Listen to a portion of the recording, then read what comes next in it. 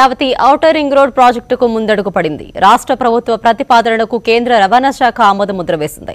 6 వరుసల్లో 184 కిలోమీటర్ల మేర నిర్మించిన ఓఆర్ఆర్ కు alignment approval committee green signal ఇచ్చింది. ప్రతిపాదిత విజయవాడ తూర్పు బైపాస్ నిర్మాణం అక్కర్లేదని తేల్చేసింది. ఓఆర్ఆర్ కు దగ్గరగా తూర్పు బైపాస్ వెళ్తోంది.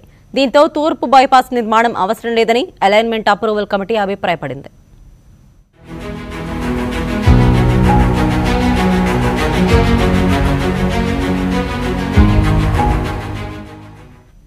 Amaravati outer ring road project త్వరలో పట్టాలెక్కనుంది. రాష్ట్ర ప్రభుత్వం పంపిన ప్రతిపాదనలకు కేంద్ర రవాణా శాఖ ఆధ్వర్యంలోని అప్రూవల్ కమిటీ పచ్చజెండా ఊపింది. ఓఆర్ఆర్లో 4 చోట్ల స్వల్ప మార్పులు చేయాలని అప్రూవల్ కమిటీ సూచించింది.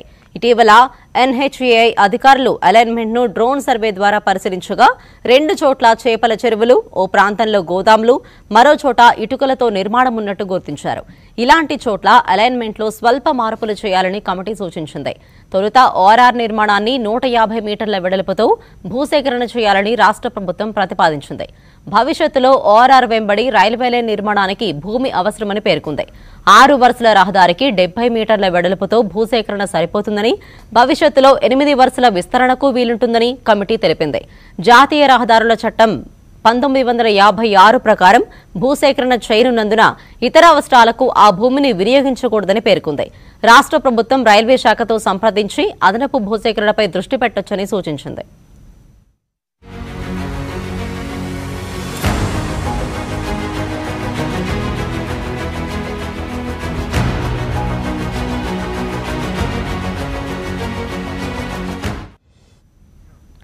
అమరావతి రాజధాని చుట్టూ 189 కిలోమీటర్ల మేర 6 వరుసల్లో ఔటర్ రింగ్ రోడ్ నిర్మించనున్నారు.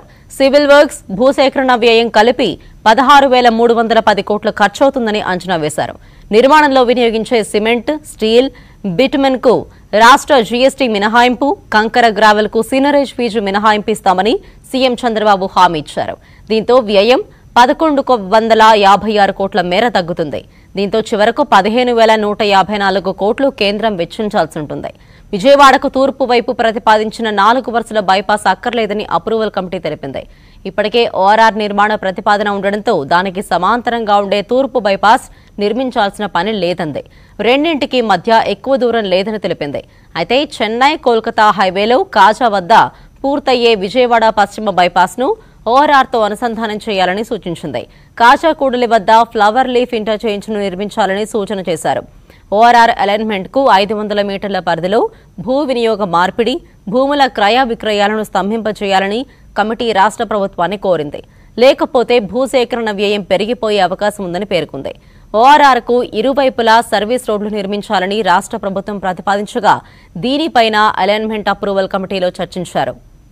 ఓఆర్ఆర్ల నిర్మాణంలో ఎక్కడా సర్వీస్ రోడ్లు నిర్మించట్లేదని, అయితే రింగ్ రోడ్డుకు లోపలి వైపు మాత్రమే సర్వీస్ రోడ్ల నిర్మాణాన్ని పరిశీలించాలని కమిటీ సూచించింది. మార్పు చేర్పులతో ఫైనల్ అప్రూవల్ రాగానే పనులు ప్రారంభించే అవకాశం ఉంది.